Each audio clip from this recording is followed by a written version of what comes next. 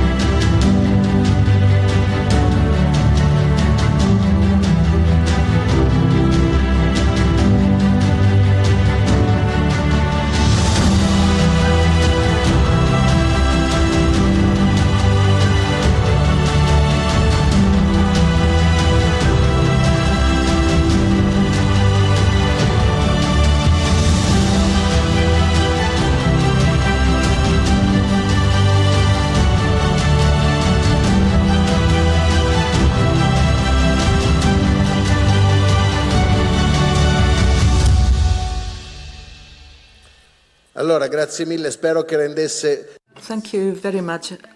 Very briefly, I hope that you have understood what our region is, what it wishes to be. There are three main sectors that are important for the businesses working in our region. We are investing a lot from the legal and economic point of view. I'm referring to technology and innovation. In Liguria, there are some centers of excellence, the Italian Institute for Technology, for example, and also important professions and crafts. Leonardo, the former Finmeccanica, Ansaldo, many innovative businesses that are settling in our region. Then tourism. Tourism is a very important sector for us. We hope it can grow in Eurasia, attracting tourists from Eurasia. We are already a territory of excellence for the Oriental tourists, Portofino, the Cinque Terre area, you've seen these sites in the video, and then the ports. We are carrying out public policies to promote these areas. But I would like to draw your attention to infrastructures, since we are discussing this today. With its port system, Genoa is a leader in the cruise sector. We are the main site for important companies, Costa Crociere, Carnival Group, MSC. That is an important player in the cruise sector at a world level, and also in the cargo sector. Our port system is the first one, the leading one in Italy. Alone, it equals the volumes of the other ports in Italy: Spezia, Genoa, Genoa Voltri, the port of Savona, and the new container platform at the Vado Ligure. Maersk will operate there, COSCO too. It is an integrated system of ports that will increasingly be the main destination for the flows coming from the doubling of the Suez Canal, the traffic coming from East Asia. Our ports are promiscuous in terms of activity. We have container terminals from the Atlantic and the Pacific, and then ferry boats coming from Africa and other coastal countries in the Mediterranean basin. More than 1.3 million tourists leaving last year. The numbers are growing, also in terms of vessels calling at our ports. An important,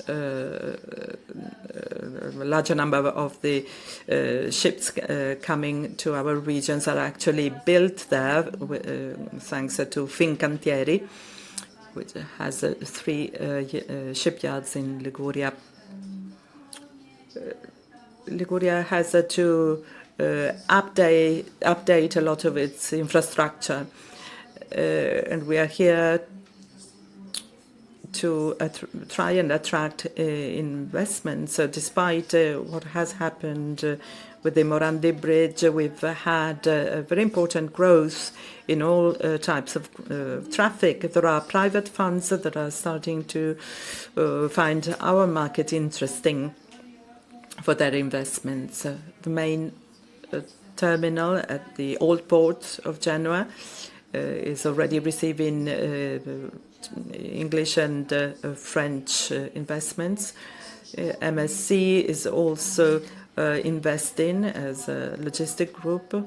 The Pravolti port is collaborating with the Singapore port. So it has a hub in the east. We have to modernize our infrastructure to keep up with the new advances. Our transport system is too fragile at the moment. The Morandi Bridge is a terrible example of what may happen. Genoa is ahead, is a leader in many sectors. In other sectors, it is still lagging behind. The new giant vessels are one of the leading sectors in shipbuilding. The large merchant ships transporting thousands of containers are important for international trade. Gioia Tauro is the main transshipment port, but it is not well equipped for this type of trade. So we needed to modernize our facilities. The same we are trying to do in the case of railways. From Genoa, it's going to be possible to produce long trains with just one locomotive. And we already have connections through the Swiss tunnels.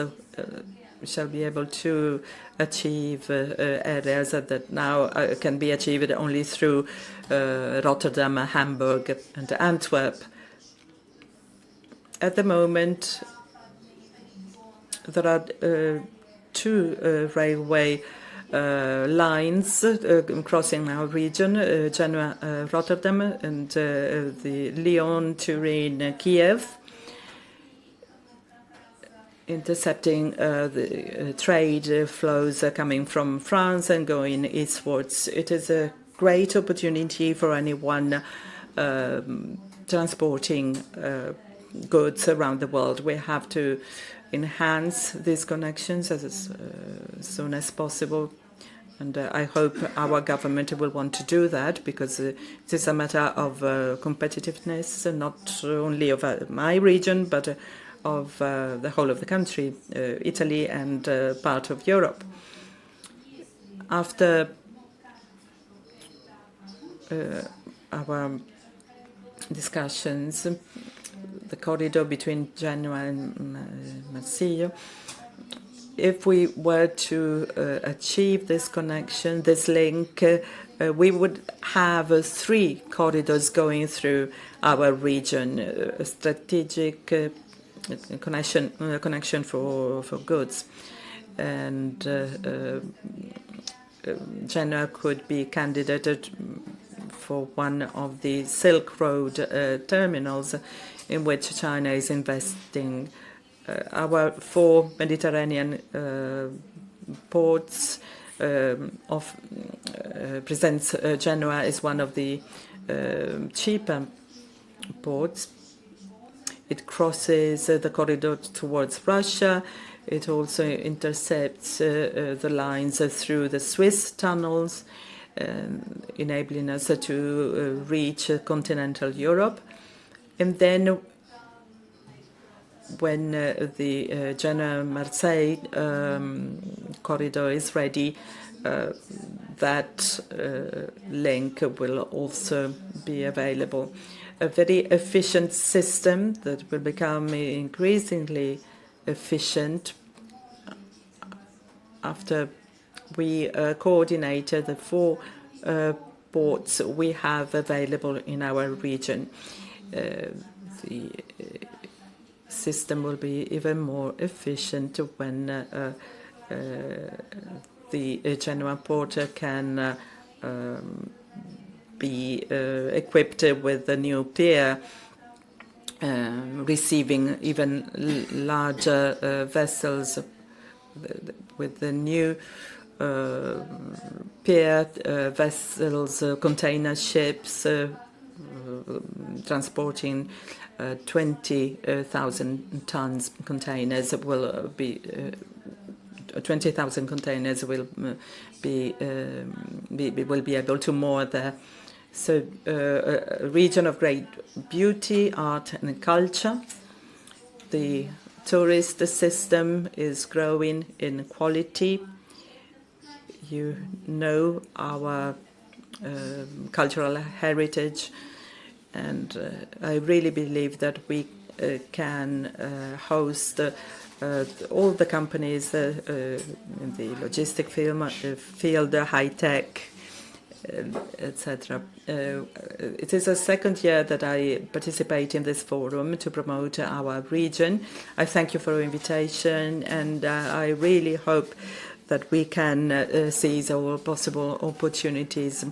To conclude, I hope that the reconstruction of the Morandi Bridge, to which we are committed, can enable us to come here next year and tell you that we have almost finished the construction, the reconstruction of the bridge. Thank you very much for the opportunity.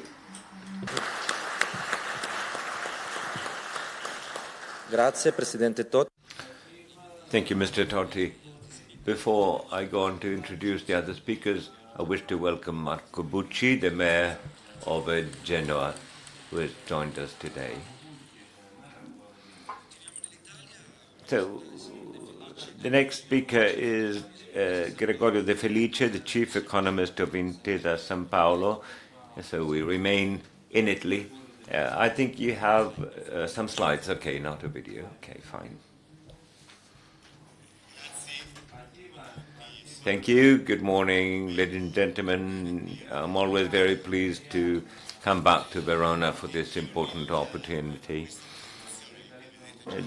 This morning, during my presentation, I'd like to address two interrelated issues.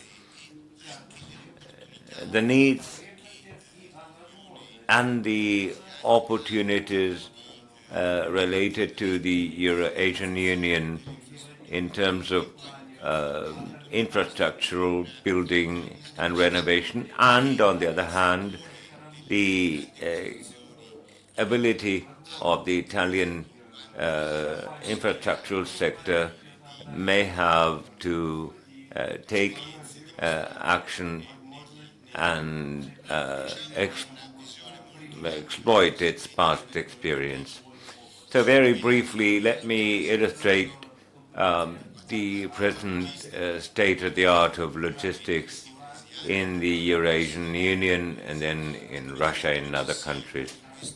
As you see from this table, it's just an example. You see the Logistic Performance Index. It's a sign that there's a need to improve one's ranking for Kazakhstan, for example, who's ranking 77th, or Russia, who's 99th, or other countries that are even ranking over the 100 position. So it is necessary to strengthen and modernize infrastructures so that these countries may become an integral part of the global value chain and to strengthen the possibilities for international trade of the same region. So the ultimate aim is to connect local businesses in the Eurasian area with the rest of the world. The estimated potential growth of Russia is now between 1.5 and 2%, so not very high, but it could be increased significantly with more infrastructures. Of course, infrastructures require funding. This can partly be done by government, but public-private partnership is essential. Again, just to give you a few examples, in Europe and in Asia, important infrastructural investments are now underway. Just think of the integration of the Eurasian Union driven by Russia, or in the case of China, there's an important initiative called One Belt, One Road, which has attracted major investments too. In addition to this, there's also an important initiative taken by an important Eurasian partnership with the agreement signed in Astana in May this year between the member countries of the Eurasian Union, Asian countries, and the Shanghai Cooperation Organization. I am firmly convinced that in this historical period where many countries in the world, the US and some European countries, some Latin American countries, want to be in full sovereign of their future, I think that the challenges we have before us require more cooperation among countries. That's why greater cooperation also in the areas that are trade-related are so important. Direct foreign investments in the Eurasian Union countries are quite high in terms of absolute value, $624 billion, but they are actually 2% of foreign direct investments worldwide.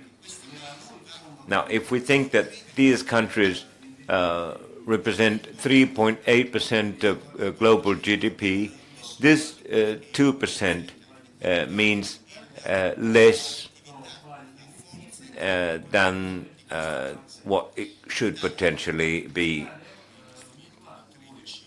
Italy invested $13 billion there, but this figure is probably underestimated because many Italian companies invested in these countries through their subsidiaries.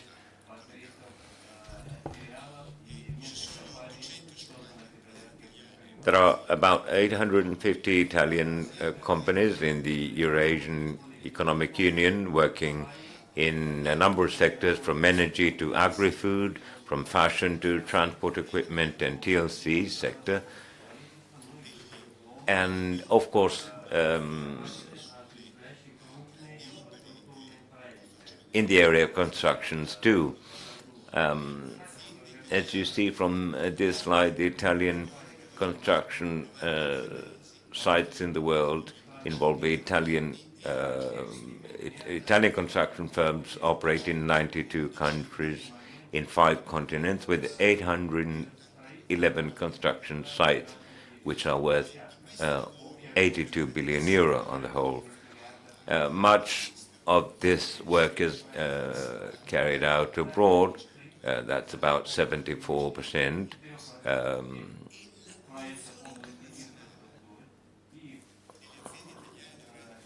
And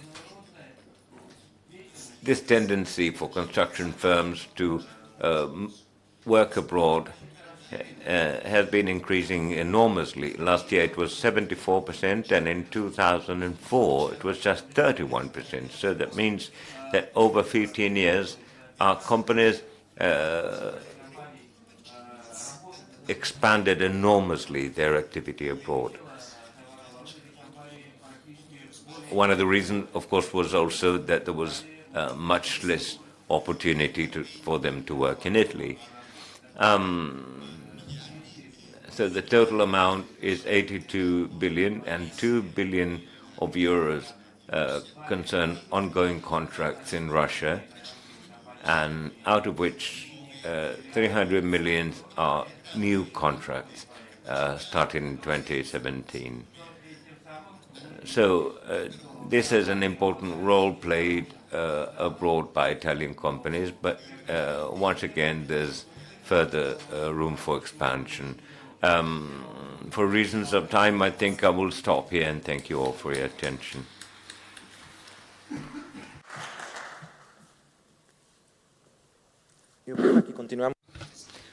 Thank you very much. I have a question for you, Mr. Di Felici. From the point of view of Intesa Sanpaolo, is private-public partnership working for infrastructures such as airports or pipelines? I think much depends on public-private cooperation and the help that politicians may give to these banks to fund these major projects.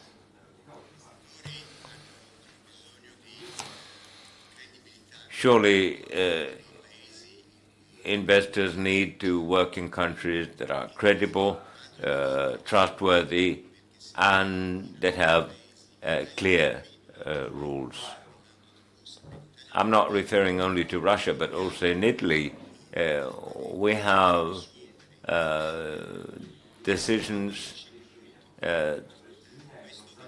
to fund operations that then change whenever the government changes, and that is not, of course, a good thing for investors either. in terms of public-private partnership, there's also the need for a public administration made up of people that are technically able to assess projects and to establish a priority among them. This is what investors need to do their job properly. Thank you very much. And now we're moving towards Asia with Mr. Yong-Kyun from South Korea. He is the CEO of Herim Architects and Planners. Ask you a few questions after on. Thank you. And the remote control? Okay. Well, I will do. Okay.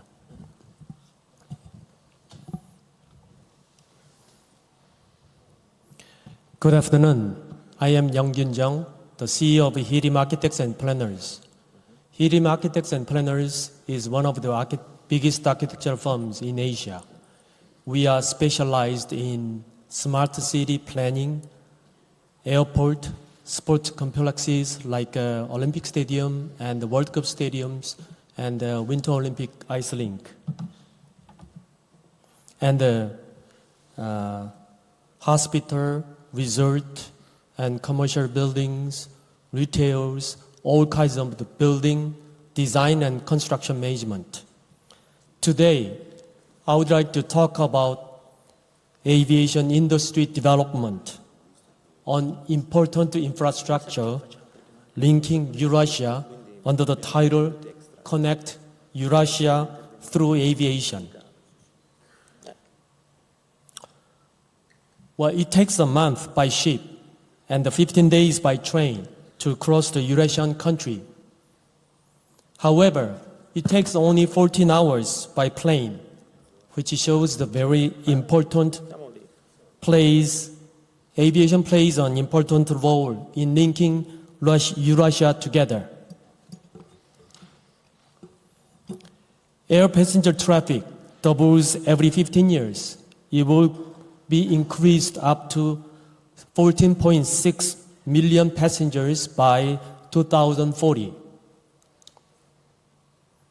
In particular, Europe and Asia Pacific are expected to account for 67% of the growth of air traffic by 2040, which is expected to drive the growth. Air freight is expected to increase by 2.5% annually, and it will grow up to 89 million tons by 2040. Air freight accounts for only 0.5% of the total volume of logistics industry, but it carries 35% of world trade by value. As such, the high-tech value cargo can be transported quickly, and it is widely used in the trade of high-tech products. However, the capacity of the airports around the world is not sufficient. More than 45% of the major airports require to extend runway and the terminals, and we will need $1.5 trillion in investment over the next 15 years. The growth of the aviation industry is driving force for future value creation. In the future, the aviation industry will have 20 million jobs on the Eurasia continent, and the GDP will continue to grow more than double in 2032. Timely development of airport infrastructure is essential to prepare for explosive growth in aviation demand. Let's have a look at the 4 key issues of successful airport development: growth, airport complex, technology, and sustainability. Airport needs to accommodate the growing demand for air passenger and cargo. To do this, a flexible layout plan and a phasing development plan in response to demand growth are very essential. Incheon International Airport was opened in 2001 with an annual capacity of 30 million people. In 2008, the second phase of development was completed, where the third phase of development was concluded this year, handling 74 million people in total. Hirim was in charge of the design and the supervision and currently performing construction management for Phase 4, will be completed in the year 2023. At the end of the Phase 4, Incheon International Airport will handle 100 million people per year. In particular, the design has been well received by applying the design motif, phoenix, that expresses the Korean traditional symbol, as Incheon International Airport is a gateway to Korea. In this way, Hirim successfully completed the design and the supervision services for the opening of the Terminal 2 at the beginning of this year.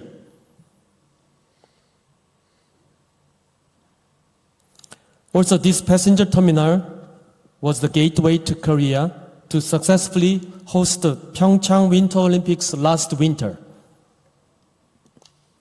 For the successful airport, it is important to create airport complex that blends not only the core facilities, but also a variety of other subsidiary facilities.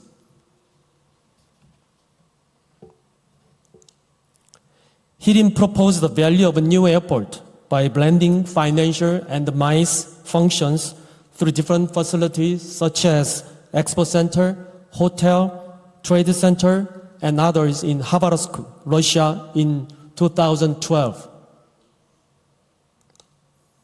And we proposed a new Air City Master Plan in Irkutsk, Russia in 2014 that combines airport logistics, and commercial facilities. Airport needs to provide fast and complete and convenient services through the technology that integrates the high-tech industry. Let's have a look at the cutting-edge technology utilized in Incheon International Airport Terminal 2. First, check-in hall, automated self-check-in, and the self-bag drop ensure fast procedures in a pleasant space. Security check area, advanced body scanner is introduced for a fast and accurate security check. Immigration area, automatic immigration process is being proceeded by utilizing biometric data of passengers. Baggage handling system at Incheon International Airport. Passenger Terminal 2 has remarkable progress compared to Terminal 1. The length of the baggage handling system increased double, but its processing speed is increased by 6.5 times to speed up baggage handling. Airports should become a sustainable space used continuously through generations by embodying not only the natural environment, but also unique sensibility of its culture.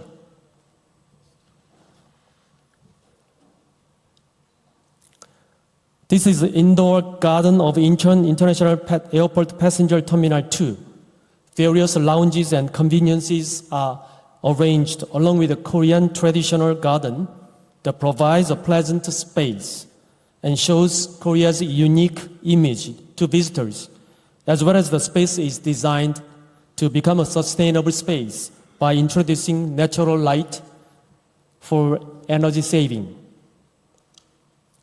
This is Mongominiang International Airport, designed by Hirim and completed in 2017 in Equatorial Guinea, Africa.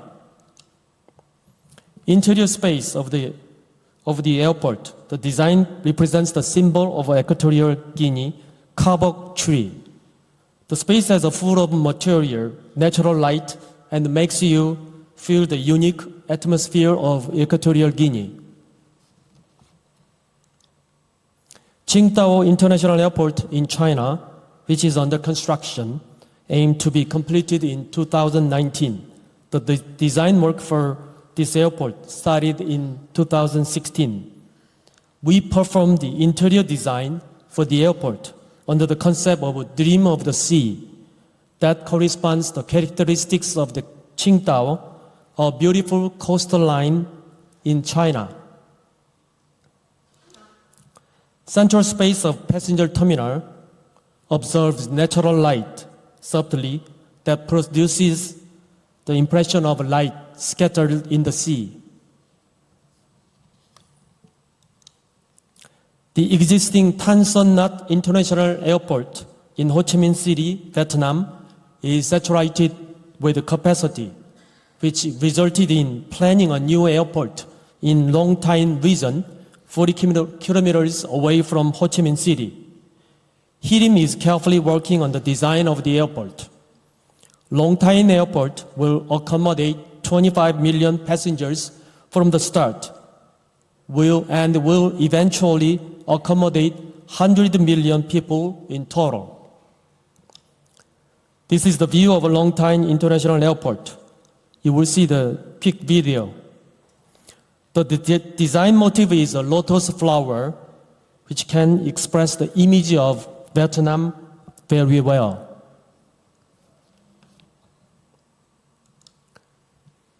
The design motif was expressed well in the skylight, and it became a sustainable, eco-friendly airport, while expressing Vietnam's uniqueness in the central space of a Long Thanh International Airport. As seen in previous slides, Hirim architects and planners carries out airport projects in many countries around the world by carefully considering 4 core factors as an important value for airport development. In the future, as well as now, Hirim will strive for successful future of Eurasia and the infrastructure development. Thank you. Spasiba. Grazie.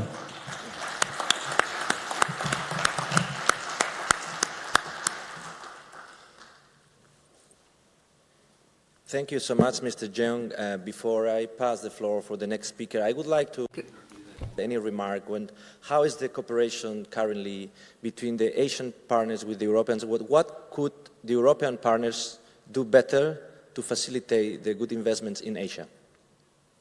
Thank you. Well, in terms of the airport development, probably it requires most expensive funding, and depending on the feasibility study, whether it is feasible, not only the Europe or other countries will invest, but it depending on the also by the political decision whether they can carry out those decisions. So couple of the example I show you, those are the very feasible areas. So I guess that can attract the financial fund easily. So it's not just whether Europe or Asia. It's the location. Thank you so much. Thank you, and I would like even to congratulate us current and often passengers. The innovation in airports are very important because we all here, even in the audience, I think we suffer sometimes the consequences of the slow mood in the airports, and it's very important to facilitate the innovation in such infrastructure. So we move now to Mr. Vasar Helgi Arpat, Managing Director of Rail Cargo Logistics in Austria. Bitte. Ecco, ci sono due situazioni tremende quando si tratta di Whenever it comes to presentations, so there are two difficult situations of whenever you have to speak before lunch or after lunch. I'm going to be brief. I'd like to thank you for your hospitality. It has been an impeccable organization. I hope we shall have more opportunities in the future. I'd like to start my presentation with a short video that I will explain later. State quieto. ¿Dónde estás, mamá? ¡Mamá! Ten cuidado con la maleta. Neither Pablo's mother nor his father ever got over Don Jose's mysterious apparent death. The young artist felt stifled by the atmosphere at home, and he decided to go away. Pablo! Tu estás muerta, idiota, cretino, imbécil. Viajeros al tren. Viajeros al tren.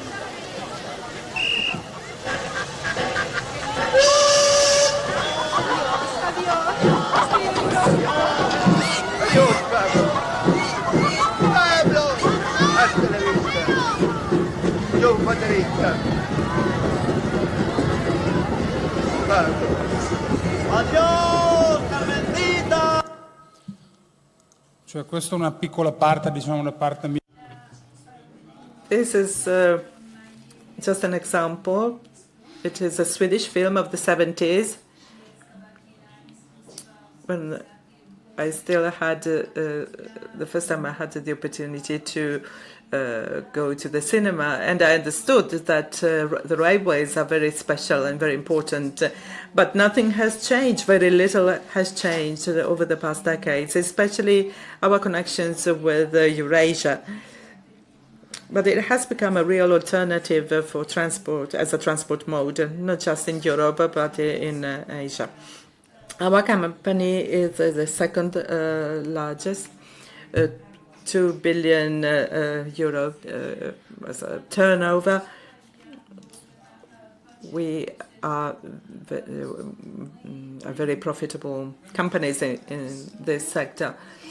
For railways, having a network is fundamental. Without a network, railways cannot react because there are no alternatives to find an alternative route for a truck, for example, if there is a traffic jam or any other obstacle. In the case of railway networks, a lot of complexity is required.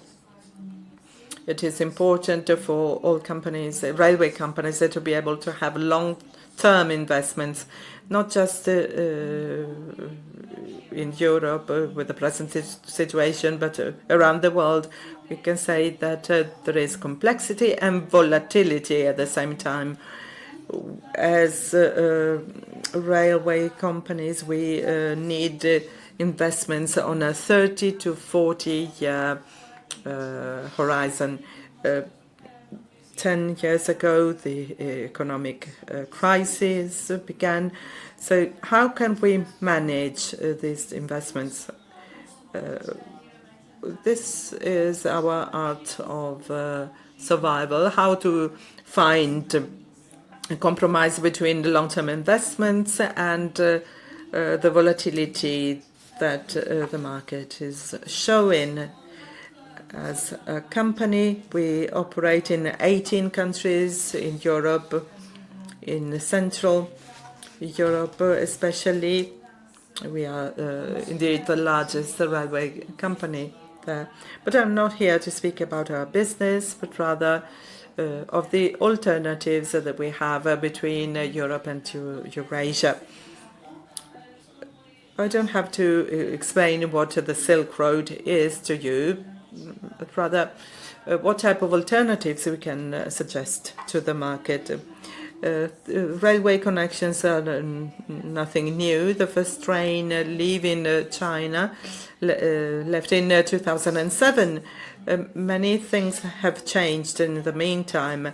Transit times, for example, it was 40 days 10 years ago. Now we've gone down to 14 days. The difference is that when the first train left, there was an exchange. The locomotive had to be changed 20 times over 12,000 kilometers. Now this happens only 3 or 4 times, so huge difference. The railways are not just a solution, but they are an alternative to airplanes and ocean vessels. 10 years after the crisis began, we know that there is capacity that is still lacking in all transport modes. But when I started working in logistics 25 years ago, everybody were saying that air transport would lead to disaster in the case of goods, because the planning of inbound and outbound goods was not working, because the orders were not placed in time, the transport had not been organized in time, an alternative solution was needed. And this is what the railways can do. They can offer a solution in this respect. It is quicker than sea transport and more expensive than the air transport. Air transport may require 20 hours from China. In the case of goods, 5 to 7 days are required. 14 days in the case of trains, so the difference is not so large as we thought. Then there are other interesting aspects. How can we make progress in infrastructure? How can we find new solutions for the borders between Asia and Europe? What are the new borders? How can we manage them? And then we should also remember that 12,000 new coaches, new wagons are required every year to maintain the existing fleet. But industrial production is 20% lower than the demand. These are all long-term investments over a period of 30 to 40 years. How can we find an agreement? How can we reach an agreement to organize this funding? And how can we convince investors and also enable clients to manage their transport? A further aspect concerns the network, and I don't just mean the intermodal network. From Eurasia, we receive a lot of bulk goods requiring non-intermodal wagons, the conventional ones, requiring a lot of investments.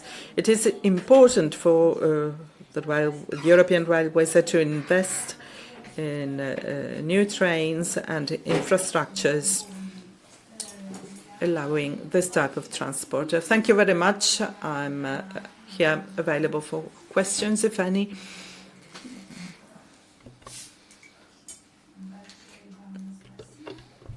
But we are with very limited time, so running out, and so we'll move ahead and we'll introduce Mr. Mehmet Ögütsu, coming from Turkey. He's the president of the Bosphorus Energy Club. Merhaba.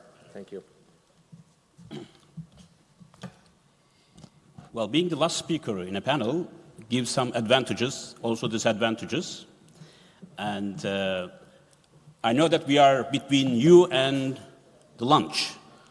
Therefore, I will not test your patience and try to be as punchy as possible, focusing more on messages rather than wealth of information and analysis.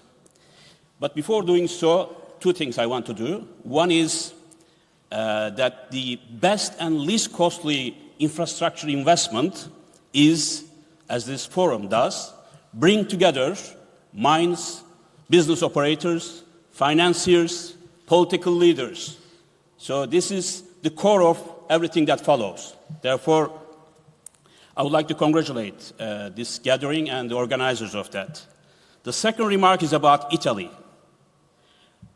This forum has been going on for 11 years in a row, uninterrupted. And this also shows the persistence of Italians who understand Eurasia much better than anybody else, actually, in Europe, as far as I know. Therefore, Verona also deserves an applaud on that. My talk for the next 6.5 hours will focus on a couple of things. One is, I think we need to remind you what infrastructure means. We use it in a very relaxed way. Energy, transport, and pipelines, LNG facilities, refineries, waterways, railways, all of them are lumped under infrastructure. Infrastructure is a very, very long-term commitment to a project, to a country, to a region, financially speaking, politically speaking, environment, and all other areas. Their lifespan is usually 50 to 100 years. We just heard that in the railways, it's about 40 years. Therefore, when you invest in an infrastructure project, you have to think not twice, perhaps 5 times, because from the time you conceive it, develop the project, find the finance, and make the investment, execute it, then operationalize, maintain, upgrade, it's a very long process. Therefore, by the time you finish the infrastructure project, it might even be outdated, given the fast pace of development in technology, innovation, political risks, and other developments. And the second thing is, infrastructure creates such strong bonds, not only economically, because connecting the dots, as we are discussing here, all the way from Pacific to Atlantic is a huge undertaking. But it also shifts geopolitical realities. If your infrastructure is tied, let's say, to Russia, and now less and less so, but China comes into the picture, or EU and US, and Japan, then it creates a new dynamic in geopolitical realities. So it changes the structure. You may remember that the late US National Security Advisor, Zbigniew Brzezinski, referred to that region as the greatest chessboard battle in the world. Whoever dominates or influences Eurasia will likely dominate the rest of the world, economically and politically. There are differing visions, blueprints, and initiatives involving Eurasia. We already talk about Eurasia Economic Union that brings together Russia, Kazakhstan, Kyrgyzstan, and Belarus and Armenia. And then this also has very ambitious goals for the future, but we haven't seen any serious undertaking in terms of infrastructure through this initiative. Then you have the European Union, transport corridors, and what you have, but they haven't committed any serious amount of money and thinking into Eurasia, especially Central Asia, Caspian region, and beyond.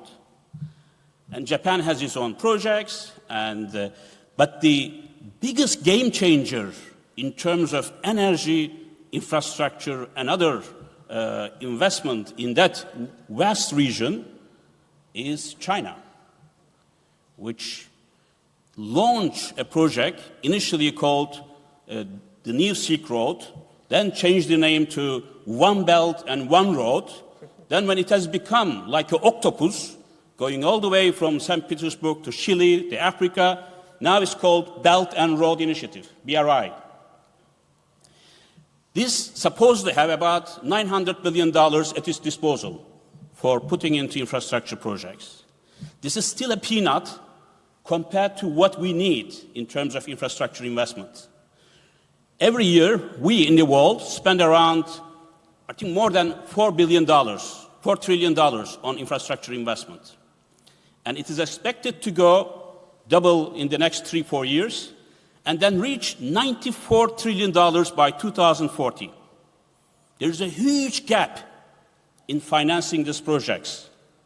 So what China offers through BRI is not to cover all the infrastructure needs, but I think it's going to kick off a series of cycles and bring other players into the picture. And Chinese call this as a win-win initiative, bringing benefits not only to China, but all other 65 countries connected through this initiative.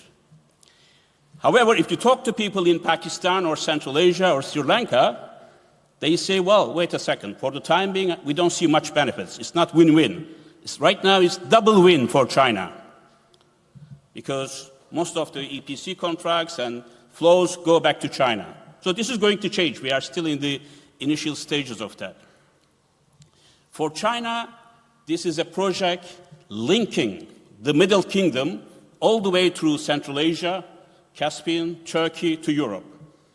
Initial objective is creating a framework by which Chinese energy supply security will be ensured.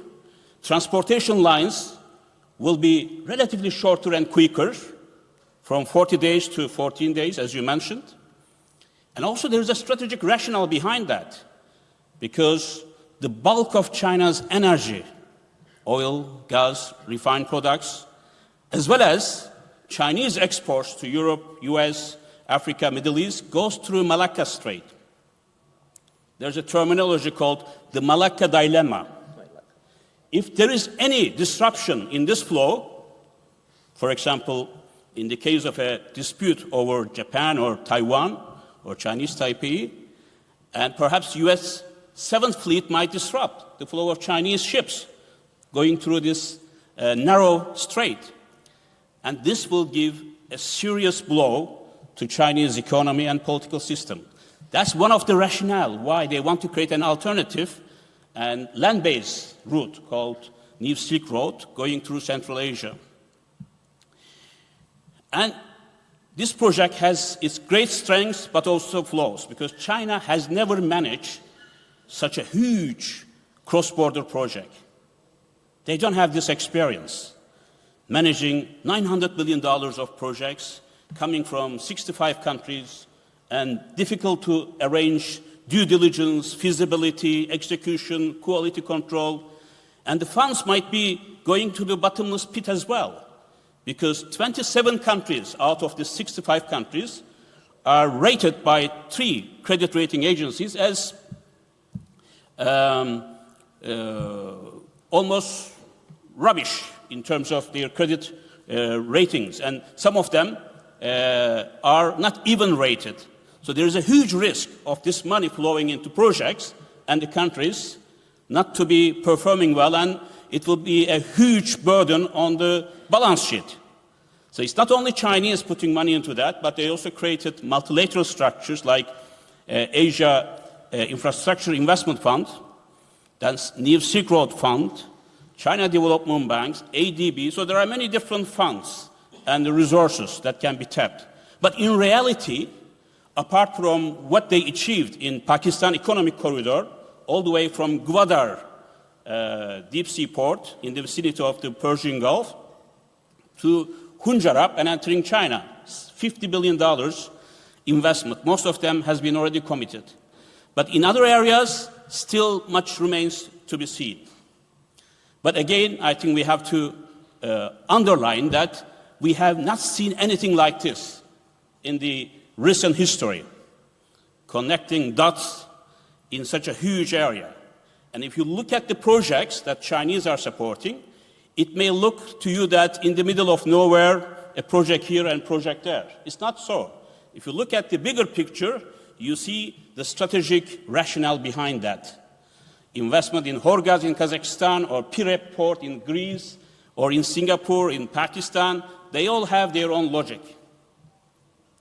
And now, the biggest challenge, as we are also discussing the challenges of this infrastructure investment, is, and some of these big-ticket investments are ignoring or neglecting, because of the lack of experience perhaps, the local circumstances. If you don't win the local hearts, it's quite difficult to initiate, execute, and operate such big infrastructure projects. And I think Chinese need more support in this area.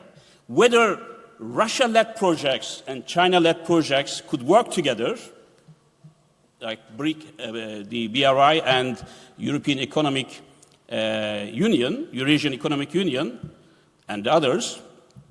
US also failed miserably under Trump. This Trans-Pacific Trade and Investment Partnership was killed, and EU projects are not going anywhere, so it's between Russia and China, more or less. However, China has the upper hand there, because they have the cash, they have the financial muscles, engineering support, whereas Russia is suffering under sanctions regime and a number of other barriers. Whether both parties will be equal partner or Russia will be junior partner, so we have to see how it's going to evolve. But clearly, there is a need to combine efforts, because no one initiative, no one single country can overcome all these difficulties. A few words about the energy before I finish. The energy picture in the world is changing. Between now and 2040, according to IEA, we will have 30% incremental demand growth, and most of which will come from Asia Pacific, China and India. So we will be adding new energy demand as big as today's China and India energy economy. Huge undertaking. So we have to invest heavily, not only pipelines and LNG terminals and smart grids all the way, but also in the renewable energy, green energy that we are talking about. Its share, no matter how quickly it is going up, is still minimal, insignificant in the overall scheme. Still, our future in that region that controls almost 75% of the world's energy reserves are in the hydrocarbon sector. And a couple of big-ticket projects I will mention before I conclude. And already there was a mention of the Power of Siberia project. This is a $400 billion project. I have my doubts whether it's going to be realized, how it's going to go, but that's a big-ticket project between China and Russia, linking Irkutsk in eastern Siberia to China. Then you have pipelines from Uzbekistan, Turkmenistan, and Kazakhstan to China's northwest region, and then going all the way to the eastern seaboard, where demand is for energy. And also China wants to create an intercontinental pipeline, which they call Silk Pipeline, Silk Energy Route, going all the way to Iran, Persian Gulf, reaching Persian Gulf. We thought that this was a dream when I discussed this matter with CMPs. I just came back from Beijing, actually, 10 days of discussions in Beijing and several provinces. When I said that this is a pipeline dream, and he smiled. He said, look, when we built the Great Wall of China thousands of years ago, we didn't think whether this was a feasible project or not. We needed it, and we built. And they did the same for these old pipelines, whether commercially viable or not. This is part of China's energy supply security, which is critical to maintain its economic growth, prosperity, and security. Then you have Russian projects, which are very important in terms of supplying Europe, creating this Turk Stream 2-stage project, which is happening quite significantly. And also Nord Stream in Europe. You have also Shah Deniz 2 reserves, gas reserves going through Georgia to Turkey, and part of them to Southeast Europe, all the way to Italy, actually. And you have so many new LNG facilities. But the message here, not only in energy but other infrastructure, is some of them are becoming idle. Spain built huge LNG capacity. They only use 30% of this capacity. If today we have to make a decision about the TANAP pipeline, bringing gas from Azerbaijan to Italy, and if I was a financier, I wouldn't invest a penny for that because the dynamics have changed. So you have to bear in mind not only today's realities, but what will happen in the future. So you have to be a little bit futurist as well in this regard. I have much to say, but I don't want to test again the patience. Let me stop here. I'll be happy to discuss if you want to later on. Thanks. Thank you, Mr. Oguchu. So, what for a moment? Just for respect to the audience, I think we will just conclude right now. It would be very nice. For next time, I will ask the organizer to give us 2 hours because I think infrastructure is a very important topic. Our co-panelists and speakers, they have great experience when it comes to share their work done to create this great Eurasia space. I would like to show our gratitude also to the president and leader of this forum, Mr. Falico. I think this leadership is very important to continue growing the influence of the Eurasian Forum overseas. I think it's very important we create this real space from the Atlantic to the Pacific. And as I came from Moscow this morning, I was in the International Conference of Asian Political Parties. Look, the Eurasian reality, it's something that is happening for our generation. It's very respectful to show that your previous generation, it has been the pioneer to build this beautiful space that is Eurasia. So I will just finish. Don't want to take more of your time. Spasiba bolshoi. Thank you very much. Grazie mille. And last but not least, buon appetito. Ciao. Grazie.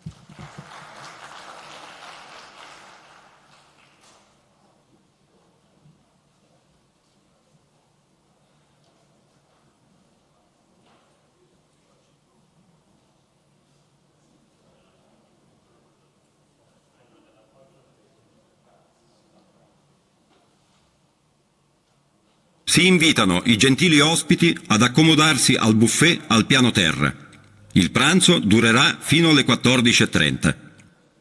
Dear guests, please visit our cafeteria, located on the first floor. Lunch will last until 14:30 p.m. Уважаемые гости, приглашаем вас посетить буфет на первом этаже. Обед продлится до 14:30.